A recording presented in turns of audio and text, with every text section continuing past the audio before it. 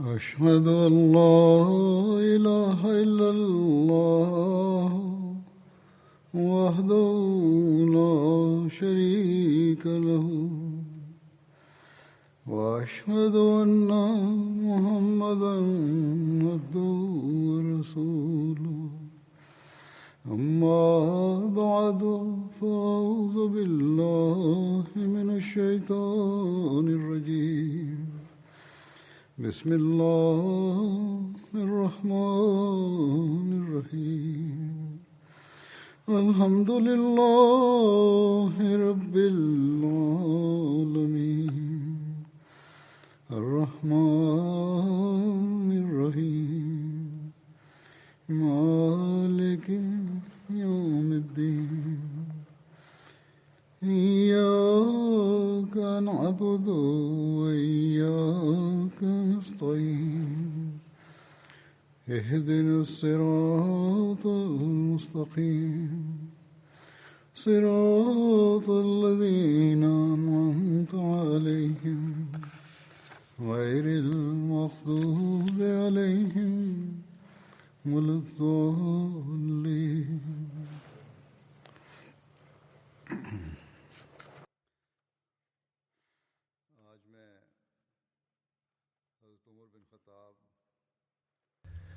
After reciting the Tashahhud, Ta'awuz and Surah Al-Fatiha, Hazrat Khalifah Masih the Fifth, Ayyadullah Ta'ala bin Aziz stated, "Today I will speak about Hazrat Umar bin Khattab radiyallahu anhu."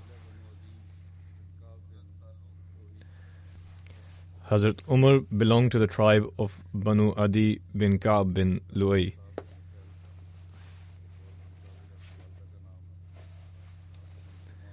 His father's name was Khattab bin Nufail, and according to one narration, the name of his mother was Hantama bint Hashim. As such, his mother would be the paternal cousin of Abu Jahl. According to another narration, the name of his mother was Hantama bint Hisham. As such, she would be the sister of Abu Jahl. However, this narration, which mentions her being the sister of Abu Jahl, is not widely accepted. Abu Umar says that whoever says that she was the sister of Abu Jahl is mistaken. If this was correct, she would have been the sister of Abu Jahl as well as Harith. However, this is not the case. She was the daughter of their paternal uncle, and the name of her father was Hashim.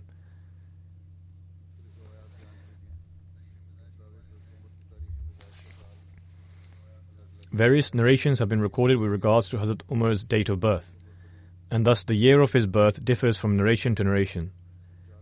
One view is that Hazrat Umar radiyallahu anhu was born 4 years prior to the great battle of Fijar, whereas at another place it is written that he was born 4 years after the great battle of Fijar. It is called the Battle of Fijar as it was fought during a sacred month, which is a matter of grave immorality and sin. This battle was fought in 4 periods. Aside from calling the 4th battle Al-Fijar Al-A'zam, i.e. the greatest battle of Fijar, it is also called Al-Fijar Al-A'zam Al-Akhir, i.e. the last greatest battle of Fijar. This battle was fought between the Quraysh, Banu Kinana and the Hawazin tribes. Another viewpoint is that Hazrat Umar radiyallahu anhu was born in Makkah 13 years after the year of the elephant. The year of the elephant was 570 CE, and adding 13 years to this makes the year of Hazrat Umar's birth at 583 CE. A third opinion is that Hazrat Umar radiyallahu anhu accepted Islam in the 6th year Nabawi, and at that time he was 26 years old. According to the Gregorian calendar, 6th year Nabawi is 616 CE. If Hazrat Umar radiyallahu anhu was 26 years old at the time, the year of his birth would be 590 CE. A fourth opinion is that Hazrat Umar radiyallahu anhu was born when the Holy Prophet sallallahu alaihi wasallam was 21 years of age. Nonetheless, there are various opinions in this regard.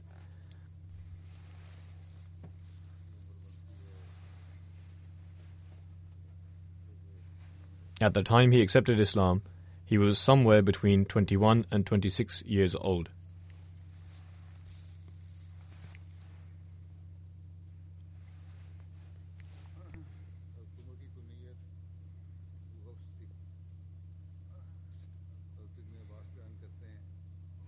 The title of Hazrat Umar radiallahu anhu was Abu Hafs.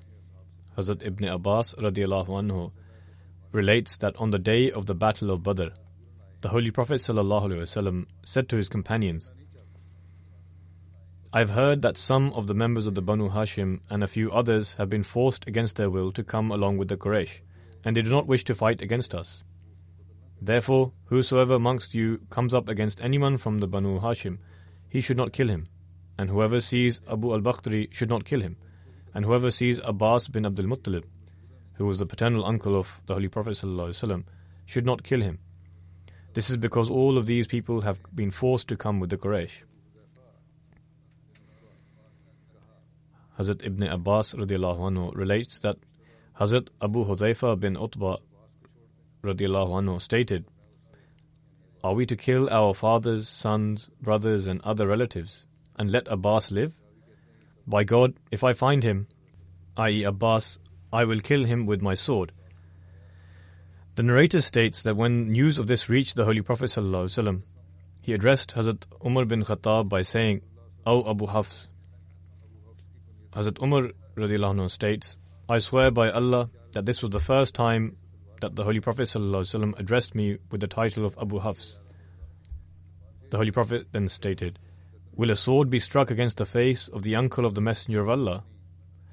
Hazrat Umar submitted, "O Messenger of Allah, grant me permission to sever the head of the individual who has uttered these words. By Allah, he, i.e. Abu Huzaifa, has displayed hypocrisy." Hazrat Abu Huzaifa would later say, "Ever since I uttered those words on that day, I had never felt at ease and was always anxious owing to what I had said, and only martyrdom could serve as an atonement for this."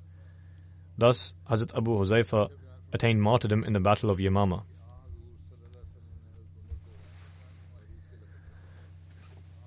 Hazrat Aisha radiallahu anha states that the Holy Prophet ﷺ gave Hazrat Umar the title of Farooq. We find a narration regarding the context of this in which Hazrat Ibn Abbas radiallahu anhu relates, "I inquired of Hazrat Umar as to how he was given the title of Farooq. He replied, Hazrat Hamza accepted Islam 3 days before I did.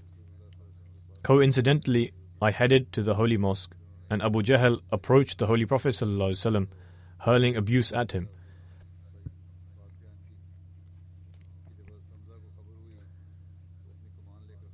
Following this, he informed Hazrat Hamza of what he had done. When Hazrat Hamza came to know of this, he took his bow and headed towards the Kaaba.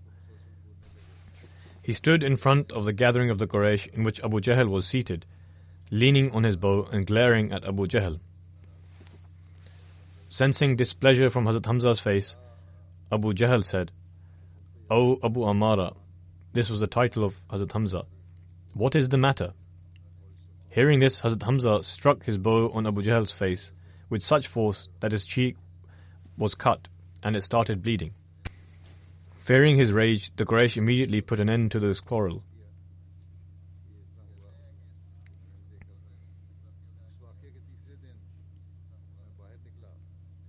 The narrator states that he did not personally witness what Hazrat Umar narrated about that day.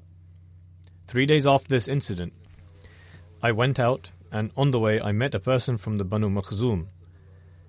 I asked, "Have you forsaken the religion of your forefathers and adopted the religion of Muhammad sallallahu alaihi wasallam?"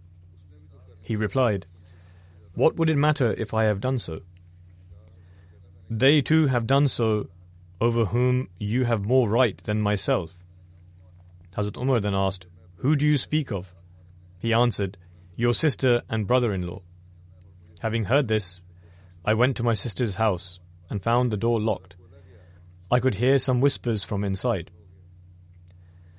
The door was then opened for me and I entered.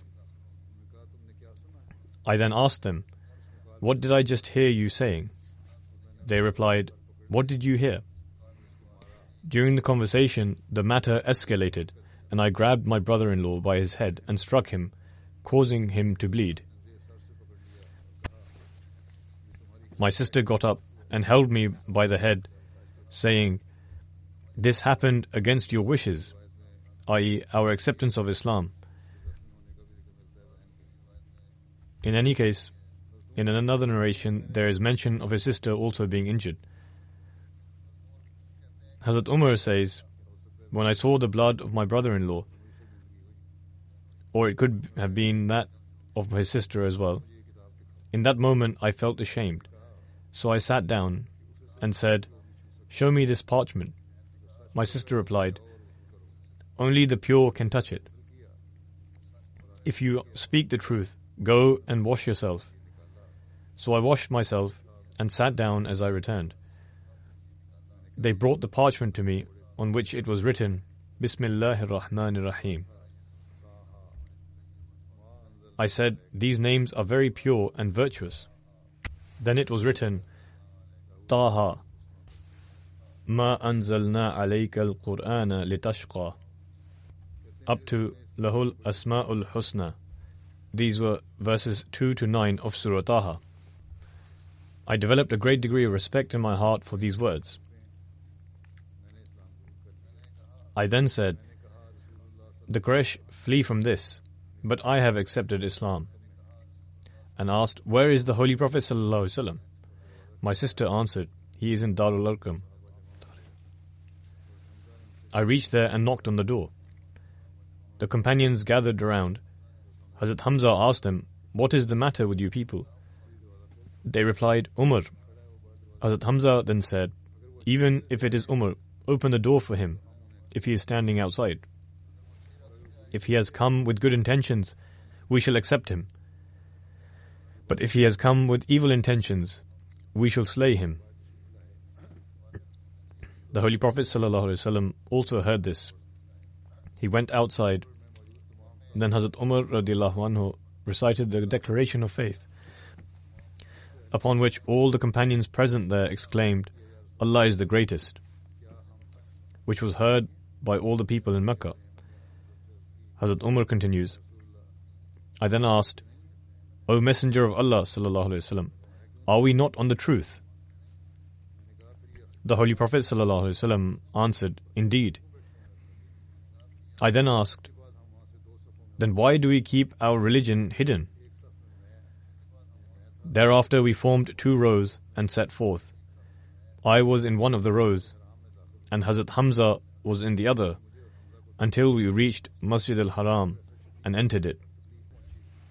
Thereupon, when the Quraysh saw me and Hazrat Hamza, they were overcome with such grief and pain, the likes of which they had never felt before.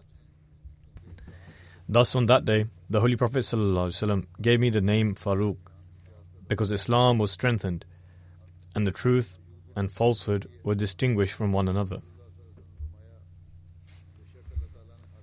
Ayyub bin Musa relates, the Holy Prophet ﷺ stated, "Undoubtedly, Allah the Almighty has placed the truth in the words and heart of Hazrat Umar, and he is the Farooq, for Allah the Almighty has distinguished between the truth and falsehood through him." Hazrat Umar was tall and had a strong build. He had no hair on the front of his head. He was of a reddish complexion, and his moustache was thick, the ends of which had a reddish tinge, and his cheeks were slim.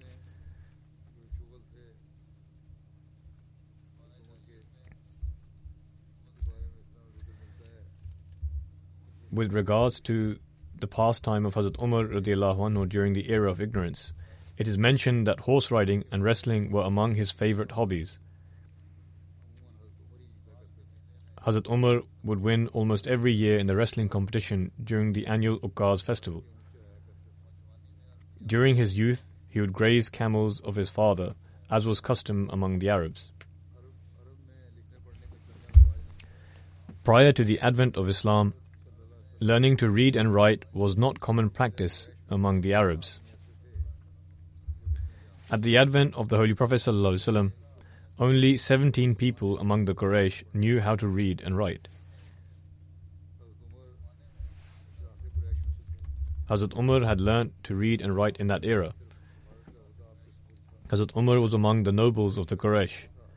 Prior to Islam, he was the designated envoy of the Quraysh. It was the practice of the Quraysh that whenever there would be feuds among them or with others, they would send Hazrat Umar radhiyallahu anhu as their representative.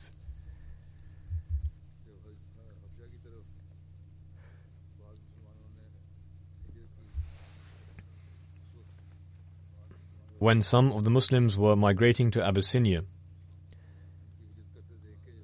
those acquainted with Hazrat Umar radhiyallahu anhu saw his extremely compassionate side as he witnessed them migrating, despite the fact that he had not yet accepted Islam and in spite of his strong nature.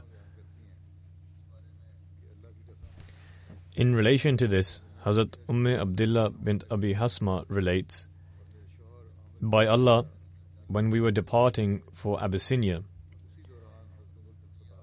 and my husband Amir bin Rabi'a had gone due to some work of his. In that moment, Hazrat Umar bin Khattab came and stood next to me. He was still an idolater at the time, and we had suffered great affliction at his hands.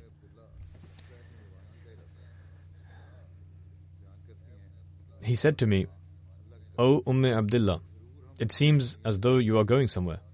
I replied, 'Yes, by Allah, we are indeed setting forth in the land of Allah.' They were going in search of somewhere, as the land of Allah is vast. 'You people have caused us much grief and committed grave injustices against us, to the point where Allah the Almighty granted us a way to save ourselves.'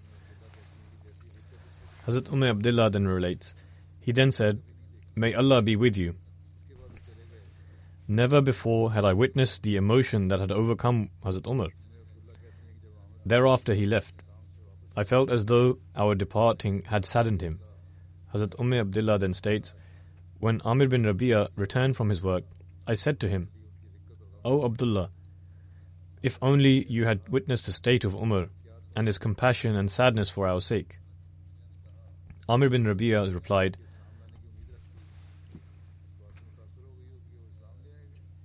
'Are you hopeful of his conversion to Islam?' She must have been affected by this incident and thought he would accept Islam. I answered in the affirmative. Thereupon Amir bin Rabi'a said, 'He will never accept Islam, no matter what you saw of him. Khattab's donkey will accept Islam before he does.' Hazrat Abdullah says, Amir bin Rabi'a had said this out of despair, having witnessed Hazrat Umar's ferocity and sternness towards Islam, and thought, how can such a fierce opponent accept Islam?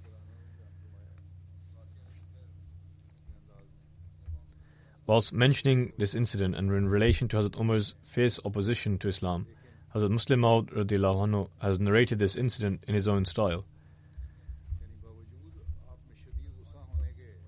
However, he also possessed a spiritual capacity, i.e. despite his severe temper and his afflictions upon the Holy Prophet ﷺ and his companions,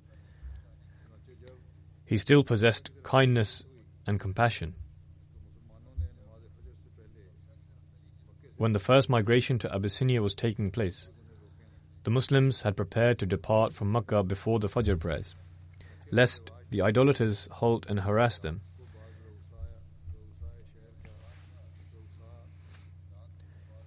There was a custom in Makkah where some of the chieftains would go around the city at night to prevent any theft, etc. They would patrol in the streets.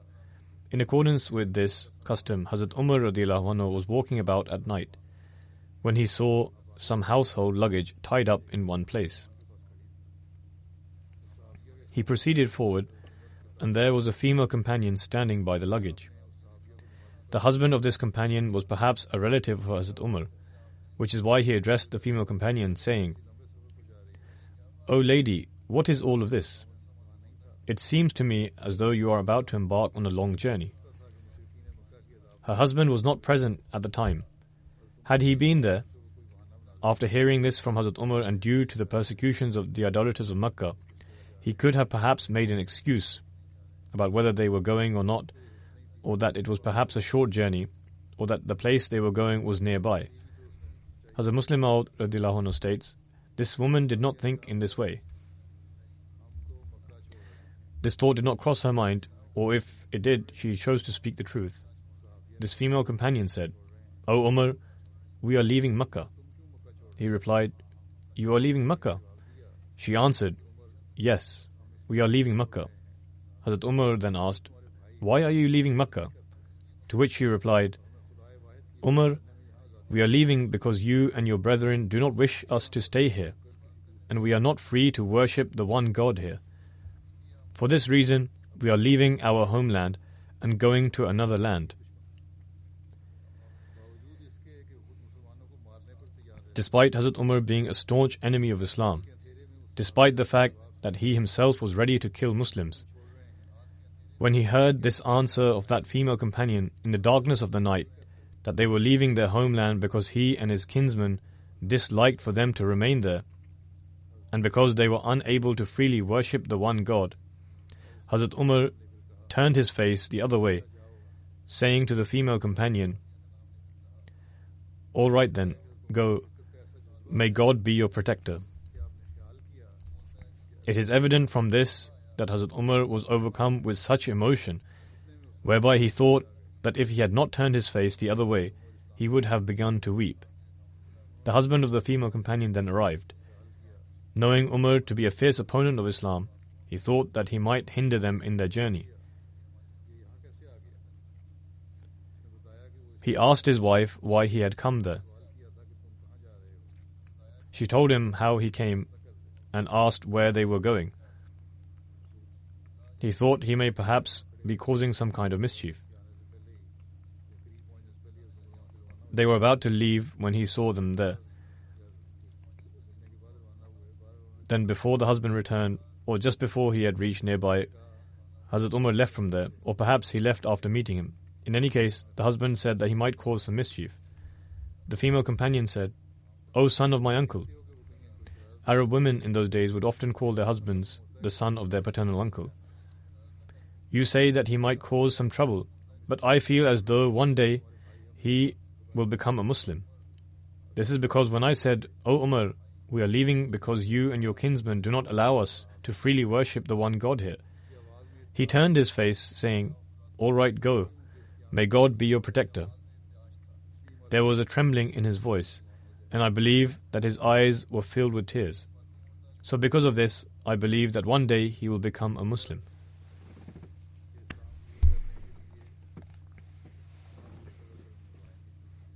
The Holy Prophet ﷺ had also prayed for Hazrat Umar radhiyallahu anhu to accept the message of Islam. In relation to this, there is a narration. Hazrat Ibn Umar relates that the Holy Prophet ﷺ stated,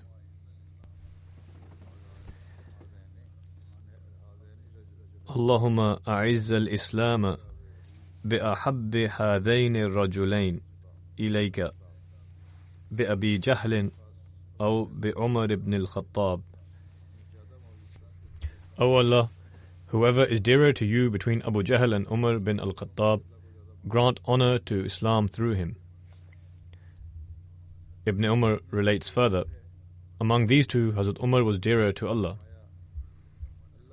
Hazrat Ibn Umar radiyallahu anhu relates that the Holy Prophet ﷺ stated, Allahumma ayyid ad-deena bi Umar ibn al-Khattab.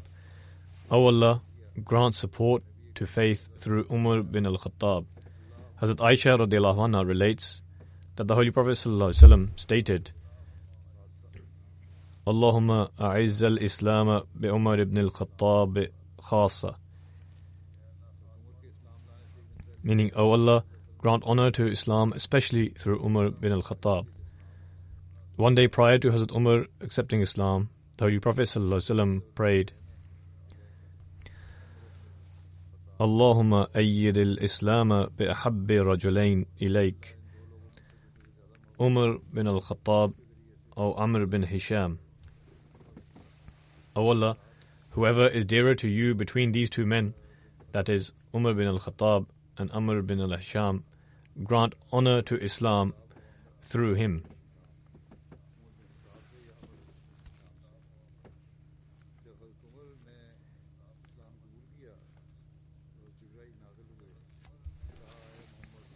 When Hazrat Umar radiallahu anhu accepted Islam, Angel Gabriel descended from heavens and said, O Muhammad, even the heavens are pleased with Umar's acceptance of Islam. This is a narration from At-Tabaqat al-Kubra.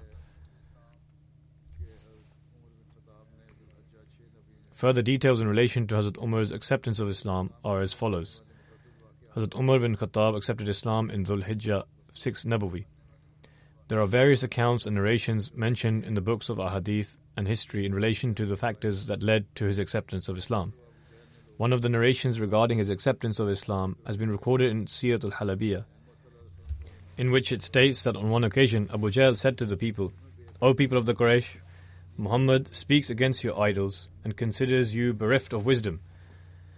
Moreover, he states that your idols are the fuel for the hellfire. Thus, I announce that whosoever among you kills Muhammad, he will receive a reward of 100 red camels and 1,000 okia of silver. 1 okia was equal to 40 dirhams at the time, which is approximately 126 grams. However, according to others, it was even more than this. In any case, it was a very large amount which was fixed as a reward. 1 okia is equivalent to 126 grams, which is a very large amount that had been fixed as a reward. According to another narration, he stated, whoever would kill the Holy Prophet ﷺ would receive X okia of gold and silver and also such and such amount of musk, precious clothes, as well as many other items. Upon this, Hazrat Umar stated that he would be the one who will attain this reward.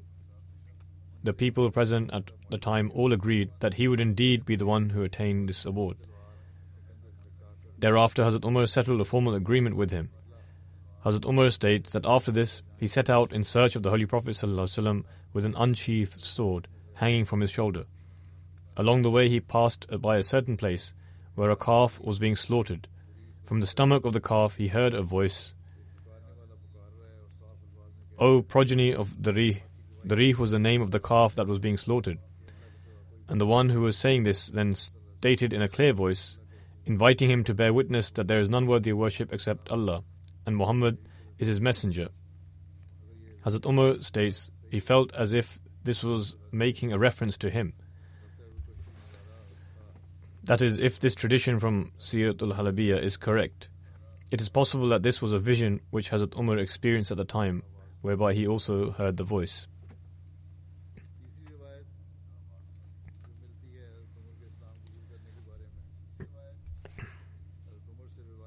The third narration in regards to Hazrat Umar's acceptance of Islam is as follows. Hazrat Umar radiallahu anhu relates, one day I arrived at the Haram with the intention of performing tawaf, i.e. performing circuits of the Kaaba. At the time, the Holy Prophet was standing there offering his prayers. Whenever he would offer his prayers, he would face in the direction of Syria, i.e. towards the Dome of the Rock in Bayt al-Maqdis. And he would stand in such a way that the Qibla would come between him and the direction of Syria. Thus the Holy Prophet would be stood between the Hajr Aswad and Rukn al-Yamani. The Rukn al-Yamani is the southeastern corner of the Kaaba and is in the direction of Yemen. And without this, one cannot face Bayt al-Maqdis. Hazrat Umar radiallahu anhu further states, when I saw the Holy Prophet ﷺ, I decided that I will listen to what he recites. Then I thought that if I went close to him in order to listen, he may become alerted. Therefore I came from the side of the Hajr Aswad and stood behind the drapes of the Kaaba and began to slowly walk across. The Holy Prophet ﷺ remained occupied in his prayer and was reciting Surah Ar-Rahman. I eventually stood right before the Holy Prophet ﷺ in the direction he was facing, and there was nothing between me and him apart from the drapes of the Kaaba. When I heard the recitation of the Holy Quran, my heart began to melt, and I began to cry, and the message of Islam had penetrated inside me. I remained standing where I was until the Holy Prophet ﷺ had completed his prayer and returned from there. I began to walk behind the Holy Prophet. When the Holy Prophet heard the sound of my footsteps, he recognized me. The Holy Prophet thought that perhaps I was walking behind him in order to cause him harm. And so, the Holy Prophet admonished me, saying, "O Ibn Khattab, with what intention have you come here so late into the night?" I submitted, "I have come to profess my belief in Allah, His Messenger, and that which has been revealed to him by Allah." The fourth narration that is found is as follows. Hazrat Umar radiallahu anhu relates, "One night my sister began to feel labor pains, and so I left my house and went to the Kaaba. Whilst holding on to the drapes of the Kaaba, I began to pray. At the same time, the Holy Prophet also arrived and offered his prayer near the Hajar Aswad, as much as Allah had willed for him. At that moment, I had heard such words which I had never heard before. And so, when the Holy Prophet ﷺ left from there, I began to walk behind him. The Holy Prophet ﷺ inquired, "Who is it?" To which I replied, "Umar." The Holy Prophet then stated, "O Umar, you do not leave me alone in the day nor in the night." Upon this I became fearful lest the Holy Prophet prayed against me, and immediately proclaimed, "Ashhadu la ilaha illallah wa annaka Muhammadur Rasulullah," that I bear witness that there is none worthy of worship except Allah, and indeed you are the messenger of Allah. Upon this the Holy Prophet ﷺ stated, "O Umar, do you wish to keep your Islam hidden?" I submitted, "No, I swear by him who has sent you with the true religion, that I will declare my acceptance of Islam just as I would previously declare my belief in shirk." Upon this the Holy Prophet ﷺ praised Allah the Almighty and said, "O Umar, may Allah keep you steadfast upon the truth." Thereafter the Holy Prophet rubbed his hand over my chest and prayed for me to remain steadfast. After this I left from there, and the Holy Prophet ﷺ returned to his home. The fifth narration in regards to Hazrat Umar's acceptance of Islam, which is a very famous one, and some of its details have been briefly mentioned previously as well, is as follows. Hazrat Anas bin Malik relates that one day Hazrat Umar left his house with his sword drawn. Along the way he met someone from among the Banu Zahra and asked, "O Umar, what are your intentions?" Hazrat Umar responded, "I am going to kill Muhammad, God forbid." To this he replied, "By killing Muhammad, will you remain safe from the Banu Hashim and Banu Zahra?" Hazrat Umar replied, "I believe you have forsaken your religion." This individual then said, "O Umar, shall I not inform you of something even more astonishing than this? You say that I have abandoned my faith, but let me tell you a news even bigger, and that is your sister and brother-in-law have both left the religion which you follow." Upon hearing this, Hazrat Umar went to their house whilst cursing them. At the time, a companion from among the Muhajirin, Hazrat Khabbab, was with them. I related this account previously in relation to Hazrat Khabbab. When he heard Hazrat Umar's voice, he hid inside the house. Hazrat Umar entered the house and asked, "What were you reading? What was this that I just heard coming from here?" At the time, they were reciting Surah Taha. They replied that apart from one thing, there was nothing else they were talking about. Hazrat Umar then asked, "I have heard that you both have turned away from your religion." Hazrat Umar's brother-in-law asked, "O Umar, have you ever pondered that the truth may be found in a faith other than yours? If you are searching for the truth, have you considered that the truth may be found in another religion?" Upon this, Hazrat Umar took hold of his brother-in-law and began to hit him. Hazrat Umar's sister tried to come in the way to save her husband, and Hazrat Umar raised his hand against her as well, as a result of which blood began to pour from her face. She became extremely angry and said, "O Umar, if the truth is to be found in a faith other than yours, then proclaim that there is none worthy of worship except Allah, and that Muhammad is his messenger." Sallallahu Alaihi Wasallam. When Hazrat Umar failed to come up with a response, he stated, "Give me the parchment which you have with you, so I may read it." Hazrat Umar knew how to read. Hazrat Umar's sister stated, "You are not clean, and no one can touch this in a state of impurity. Therefore, either take a bath or perform ablution first." And so Hazrat Umar performed ablution and then took hold of the book and began to read Surah Taha. When he reached the verse, "Innani anallahu la ilaha illa ana fa'budni wa aqimis salata li dhikri," meaning, "Verily I am Allah, there is no God beside me, so serve me and observe prayer for my remembrance." After reading this verse, Hazrat Umar said, "Tell me where Muhammad is." Upon hearing this, Hazrat Khabab came out of the house and said, "O Umar, let there be glad tidings for you. I wish that the prayer of the Holy Prophet ﷺ, which he offered on Thursday night, may be accepted in your favor." The Holy Prophet ﷺ had prayed, "Allahumma a'izz al-Islam bi Umar ibn al-Khattab or Amr ibn Hisham," meaning, "O Allah, grant honor to Islam through Umar ibn al-Khattab or Abu Jahl." At the time, the Holy Prophet ﷺ was in a house that was situated in the valley of Safa. And so Hazrat Umar left from there and reached the house. At the time, Hazrat Hamza, Hazrat Talha and various other companions of the Holy Prophet were at the door. Hazrat Hamza noticed that they were scared of Hazrat Umar and said, "All right, so this is Umar. If Allah has brought him for his own good, then he shall accept Islam and follow the Holy Prophet. However, if he has come with any other intention, then it will be easy for us to kill him." At the time, the Holy Prophet was inside the house and was receiving divine revelation. The Holy Prophet came outside and went to Hazrat Umar and took hold of him from the chest and said, "O Umar, will you not refrain from your actions until Allah causes you ruin and sends down a terrible punishment, just as he did for Walid bin Mughira?" Thereafter, the Holy Prophet ﷺ prayed to Allah that, "O Allah, this is Umar bin al-Khattab. O Allah, grant honor to the faith through Umar bin al-Khattab." After this, Hazrat Umar stated, "I testify that you are the Messenger of Allah ﷺ." And Hazrat Umar then accepted Islam and stated, "O Messenger of Allah, come out for the propagation of Islam."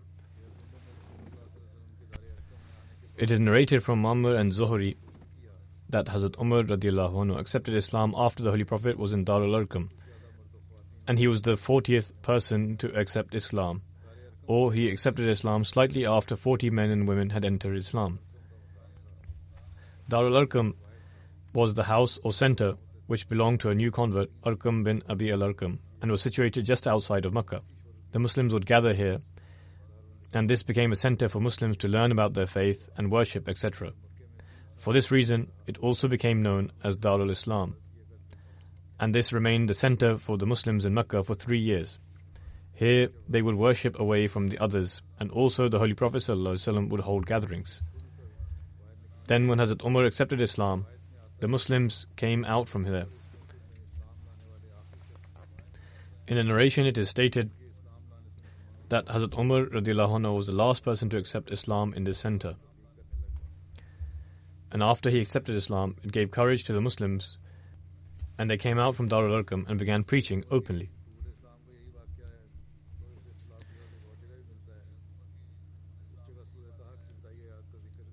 There is another narration with regards to Hazrat Umar accepting Islam with a slight variation. In the aforementioned incident, it was stated that Hazrat Umar heard the opening verses of Surah Taha being recited in his sister's house, whereas in another narration it is mentioned that it was the opening verses of Surah Al-Hadid. There is a sixth narration as well regarding Hazrat Umar's acceptance of Islam. Hazrat Umar states, "One day prior to accepting Islam, I set out in search of the Holy Prophet ﷺ, but noticed that he had reached the mosque before him. I stood behind him.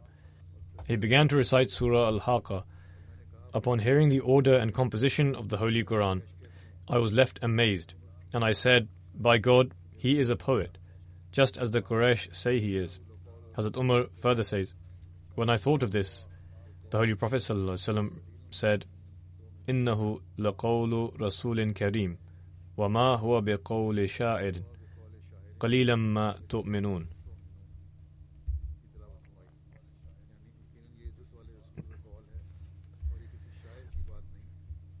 Meaning that it is surely the word brought by a noble messenger, and it is not the word of a poet. Little is it that you believe. Hazrat Umar then said, "He is a fortune teller," i.e. a sorcerer. Subsequently, the Holy Prophet ﷺ recited the following: وَلَا بِقَوْلِ كَاهِنٍ قَلِيلًا مَا تَذَكَّرُونَ تَنْزِيلٌ مِّن رَبِّ الْعَالَمِينَ وَلَوْ تَقَوَّلَ عَلَيْنَا بَعْضَ الْأَقَاوِيلِ لَأَخَذْنَا مِنْهُ بِالْيَمِينِ ثُمَّ لَقَطَعْنَا مِنْهُ الْوَتِينَ فَمَا مِنْكُمْ مِنْ أَحَدٍ عَنْهُ حَاجِزِينَ.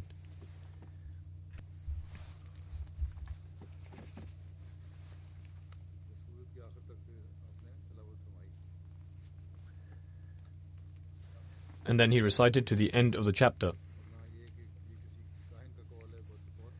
The translation is as follows: "Nor is it the word of a soothsayer. Little is it that you heed. It is a revelation from the Lord of the worlds. And if he had forged and attributed any sayings to us, we would surely have seized him by the right hand, and then surely we would have severed his life artery, and not one of you could have held our punishment off from him." Hazrat Umar then says, "From that moment, Islam was etched on my heart." There is a seventh narration, which is a narration of Bukhari. Hazrat Abdullah bin Umar narrates, "Whenever I heard Hazrat Umar say, 'I think that such and such will happen,' it would come true just as he had stated." Once while Hazrat Umar radiallahu anhu was sitting, a handsome man passed by him. Hazrat Umar said, "If I am not mistaken, this person still follows the religion of the Jahiliyyah, or he was their fortune teller. Bring this man to me." The man was brought to Hazrat Umar and informed of what was said. The man said, "I have never seen such a day on which a Muslim was faced with such an accusation." This man later accepted Islam. Hazrat Umar then said, "I am adamant that you should tell me the truth." He said, "I was a fortune teller in the pre-Islamic period of ignorance." Then Hazrat Umar said, "Tell me the most astonishing thing your female jinn has told you of." They were fortune tellers and magicians, and so he asked what peculiar thing the jinn had told him about. He said, "One day while I was in the market, she came to me and was petrified. She said, 'Have you not seen the jinn and their state of despair and anxiousness they have been left in? For all now they do is follow the camels and their saddles.' Hazrat Umar said, 'He is right,' and then added, 'One day while I was sleeping near the idols, a man came with a calf and slaughtered it. Someone let out a shriek, the likes of which I have never heard before. He was exclaiming, 'O transgressing enemy, a matter of success.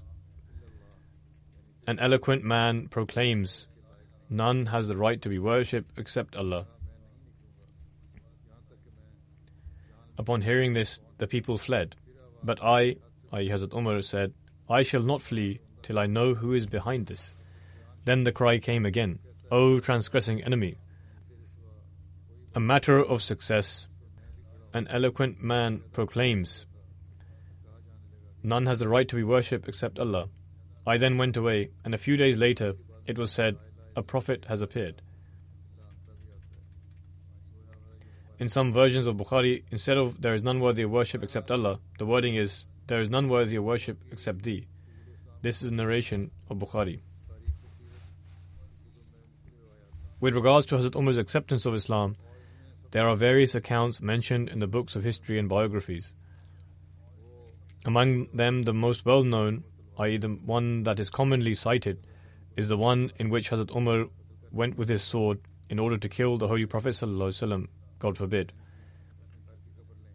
But someone along the way informed him to first see to his sister and brother-in-law, and then he went to their house. This is the narration that is widely accepted and is mentioned in most of these places, although there are various other narrations as have been mentioned earlier.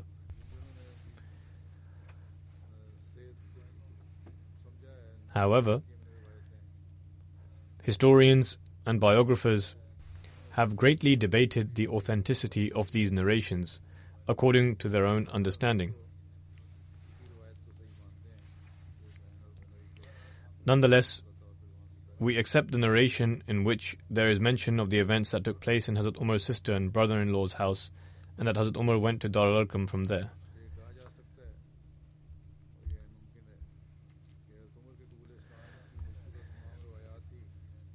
It can be said that there is a possibility that all the aforementioned narrations about Hazrat Umar's acceptance of Islam are correct in their own right, which would indicate that at different times Hazrat Umar's viewpoint began to slowly change. At times one undergoes changes at various stages but is unable to take the final step. Perhaps the final step was when Hazrat Umar heard the Quran in the house of his sister and brother-in-law, and then he presented himself before the Holy Prophet in order to accept Islam. In any case, Allah the Almighty knows best.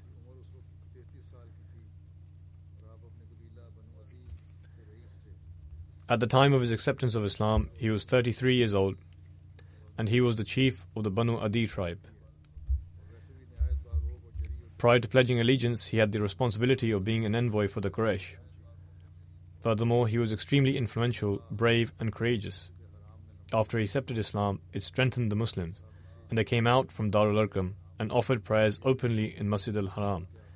Hazrat Umar was the last companion who accepted Islam in Dar al-Arqam, and this took place in the last month of the 6th year after the advent of the Holy Prophet ﷺ. At the time, the total number of Muslim men in Makkah was 40. I will narrate the remaining accounts in future, God willing. At present, I will speak about some members who have passed away and also lead their funeral prayers. The first is of Ahmad Muhammad Usman Shabuti Sahib, who is the son of Muhammad Usman Shabuti Sahib of Yemen. He passed away on 9th of April 2021 in Egypt at the age of 87. Verily to Allah we belong and to Him shall we return. Ahmad Muhammad Usman Shabuti Sahib was born in the city of Aden in Yemen.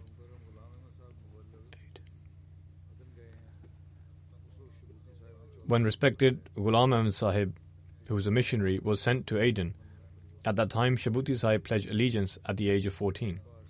Subsequently, he had the opportunity to work in different capacities for the Ahmadiyya Jamaat in Yemen, including serving as the president of the Jamaat in Yemen for a long time, and he served in this capacity until his demise. He was married to respected Wasima Muhammad Sahiba, daughter of Dr. Muhammad Ahmad Adani Sahib. Wasima Sahiba was the granddaughter of Hazrat Haji Muhammad Deen Sahib Dehelwi and Hazrat Hasina Bibi Sahiba, both of whom were companions of the Promised Messiah alayhi salam. Shabuti Sahib's nikah took place in Rabwa, but he was not present there at the time. Through this, he established a link with the center and had the opportunity to travel to Rabwa. He had the honor of meeting with Hazrat Muslim Maud radiyallahu anhu, various elders, and the companions of the Promised Messiah alayhi salam. Shabuti Sahib studied at several universities in England, studying nursing and health management. He obtained a master's in health administration from the University of Liverpool. He served in the health sector in various capacities for approximately 29 years, including as Dean of the Central Health Institute in Yemen. Aside from countries in the Middle East, he served as temporary advisor to the World Health Organization for various countries. He had been unwell recently and was moved to Egypt for treatment with the intention of coming to the UK. He was undergoing treatment there, but his health deteriorated. And after spending a few days in hospital, he passed away on 9th of April. and met with his Creator. The deceased was a Musi. Aside from his wife, he is survived by his son, Muhammad Shabuti, who is a doctor in USA, 3 daughters and many grandsons and granddaughters. His eldest daughter is in Yemen, 1 daughter is in Germany, and Marwa Shabuti Sahiba lives here in the UK and is serving in MTA Al Arabiya.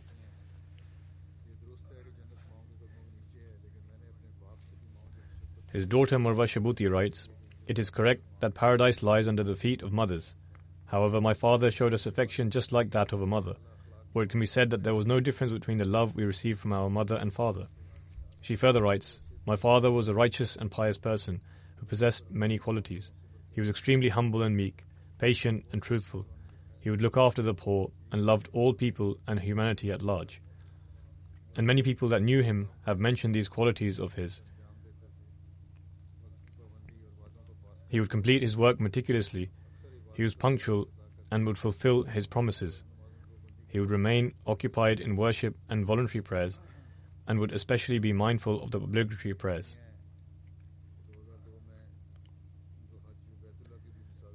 She also says that both her parents had the opportunity to perform the Hajj in 2002.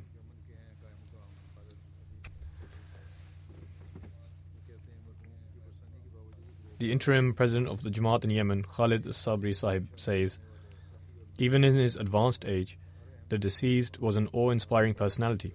He had a pure heart and was always had a smile on his face. He was generous and hospitable. He cared for every Ahmadi like a compassionate father. Whenever there was any need of the Jamaat, he would spend out of his own pocket and would buy things himself which were of use to the Jamaat, such as a printer or a fax machine. He was very benevolent and kind towards the poor and needy. He would spend abundantly on every Ahmadi in need. He would also take care of Ahmadi orphans and widows. He was paying rent from his own pocket for the home of a family which had been affected by the war. Despite his old age, in 2018, he undertook the 20-hour long and arduous journey from Aden to Sana'a, even at a time when the route was quite dangerous due to Saudi attacks, and there would be checkpoints at various locations. Even though it was difficult for him to walk due to his old age, yet he undertook this journey only so that he could offer the Eid prayer along with the Jamaat in Sana'a, give the community members Eid gifts, and to join them in their happiness. Upon his arrival, all the members of the Jamaat were overjoyed. The next funeral is of respected Qureshi Zakaullah Sahib, who worked as an accountant in the office of Jalsa Salana. He also passed away on 9th of April at the age of 87. Verily to Allah we belong and to Him shall we return. Ahmadiyyat was introduced to Qureshi Sahib's family through his maternal grandfather and his wife's paternal grandfather, Hazrat Khurshid Ali Sahib.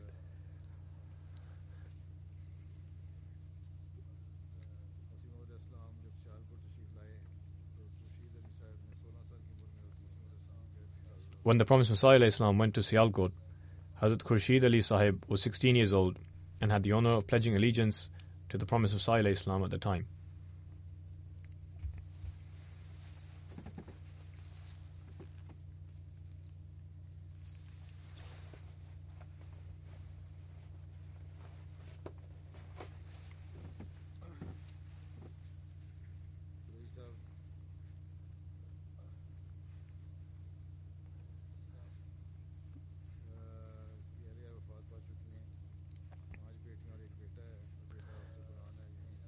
Qureshi Sahib's wife has already passed away. 5 daughters and a son who is a Hafiz-e-Quran, who lives here in the UK. The husband of one of his daughters is currently serving in the private secretary's office in Rabwa. Another daughter is in Manchester, and one daughter has passed away.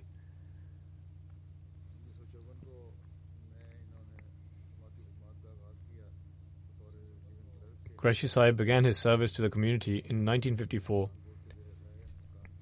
as a relieving clerk and worked under Hazrat Mirza Bashir Ahmed Sahib radiyallahu anhu and the Sadr Anjuman board. He worked in Sadr Anjuman Ahmadiyya for over 58 years.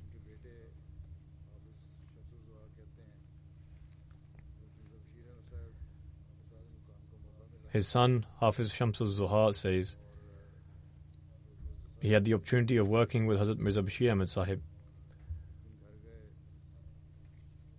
and would even go to his home. On the very first day, when he went to his house, Hazrat Mirza Bashir Ahmad Sahib asked him to take a seat, to which he said that he could not sit at the same level as the progeny of the Promised Messiah alayhi salam. Upon this, Hazrat Mirza Bashir Ahmad Sahib said, Al-amru fawq al-adab, meaning an order takes precedence over respect and honor. And so he sat down. He had a great deal of respect for him. He says, my father had a quiet disposition, and not only was he regular in offering the 5 daily prayers in congregation, but he was also regular in offering tahajjud prayers. He would offer financial contribution on behalf of the deceased. He would keep elders of the family in our home and would serve them. Some of them even passed away in our home. He had great love and loyalty for Khilafat and ensured the same was instilled in his children.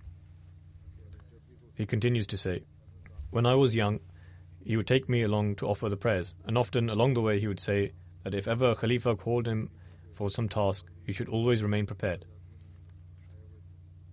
He was taking care of the expenses of several poor families.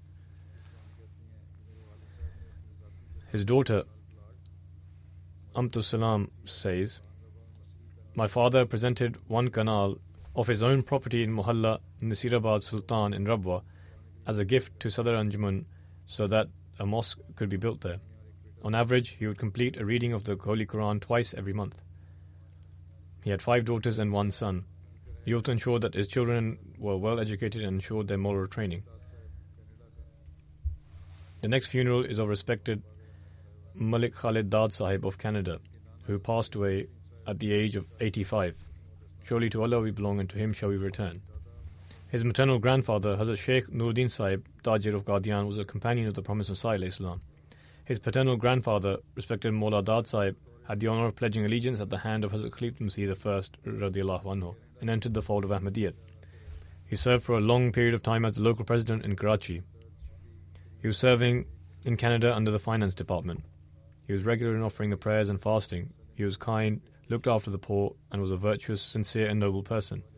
He was always at the forefront of presenting financial contributions and participating in various financial initiatives. He had a profound bond of love with Khilafat, which I myself have observed. He had an extraordinary connection with Khilafat. By the grace of Allah, the deceased was a Musi. He is survived by his wife, 4 sons and 3 daughters. One of his sons is serving in the National Army Law of Canada. The next funeral is of Muhammad Salim Sabri Sahib, who was a worker in Nazarat Umur-e-Amma. He passed away on 27th of March at the age of 77. Verily to Allah we belong and to Him shall we return. Ahmadiyyat was introduced to Salim Sahib's family through his father, Hazrat Mian Noor Muhammad Sahib, who was a companion of the Promised Messiah alayhi salam. His father was from a village near India called Wanjwan and went to Qadian himself in 1903 in order to pledge allegiance at the hands of the Promised Messiah alayhi salam.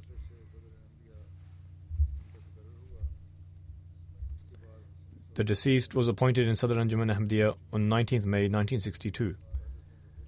Then in 1968 he was transferred from Diwan to Private Secretary's office, as the Khalifah Masih III Rahimahullah had especially chosen him to work in his office.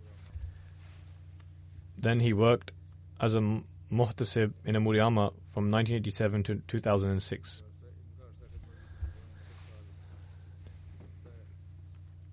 The time of his service spans about 59 years. He was a Musi. His nephew and son-in-law says he was regular in offering the tahajjud prayers. He would supplicate with such anguish in his prayers, especially the tahajjud prayers, that the heart of anyone sitting nearby would melt. He consistently taught the new generation about the obedience to Khilafat. He would work at the office even outside of office hours. He would consider the pain of any Ahmadi to be akin to his own pain. He would consider the hardships of others to be his own hardships, and he would help people resolve their problems, keeping the obedience of the Khalifa and the community in mind. He constantly recited Durood Sharif. He would discreetly help the poor and possessed many great qualities. The next funeral is of respected Naima Latif Sahiba. wife of Sahibzada Mehdi Latif Sahib of USA. She passed away on 10th of March. Verily to Allah we belong and to Him shall we return. Her husband Sahibzada Mehdi Latif Sahib is the grandson of Hazrat Sahibzada Abdul Latif Sahib Shaheed. The deceased obtained her master's degree in botany in 1969 from the University of Peshawar. Then she began research work in the botany department at the Research Institute of Peshawar and remained there until 1972. In 1970, upon an initiative launched by Hazrat Khalid Masih III Rahimahullah, she devoted herself under the Nusrat Jahan scheme. She, along with her younger brother Sayyid Malik Sahib, went to Nigeria and remained there until 1975. During this stay, she served as a principal of the Women's Arabic College, Wasu. In 1975, she went to the USA, where she worked in the research at the botany department for the University of Nebraska. From there, she moved to Maryland, where she was able to continuously serve under Lajna Imaillah, i.e. the Women's Auxiliary Organization.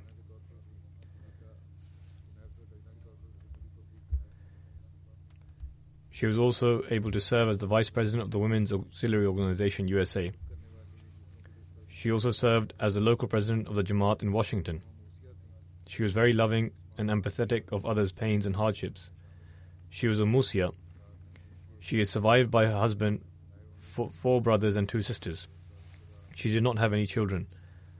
One of her brothers is serving as the national vice president of the Jamaat in USA, and another brother works in Darul Qaza in USA. The next funeral is of Safiya Begum Sahiba, wife of Muhammad Sharif Sahib of Canada, who passed away on 11th of March at the age of 80. Verily to Allah we belong and to Him shall we return. She was the elder daughter of respected Maulvi Chirag Din Sahib, former missionary of Peshawar. She served as the president of the Women's Auxiliary Organization in Wah Cantonment for quite some time. Her husband passed away in 1993 due to an accident. After the demise of her husband, she ensured for the moral training of her children in an excellent manner. She was regular in offering the prayers and fasting. She would offer tahajjud prayers and was very patient and grateful. She was very sociable. She was virtuous and empathetic. She had pledged wasiyat at the rate of 1/3. She is survived by 4 daughters and 1 son. All of her children are serving the Jamaat.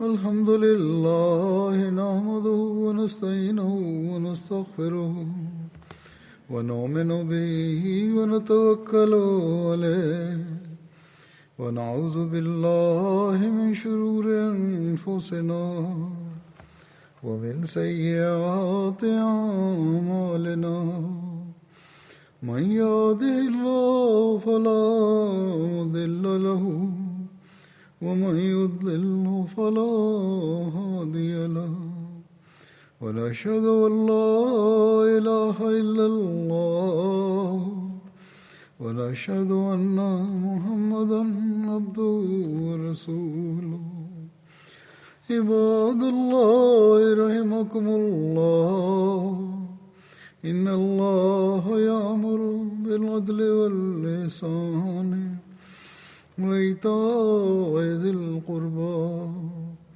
وينهى عن الفحشاء والمنكر والبغي يعظكم لعلكم تذكرون اذكروا الله يذكركم وادعوه يستجب لكم ولذكر الله أكبر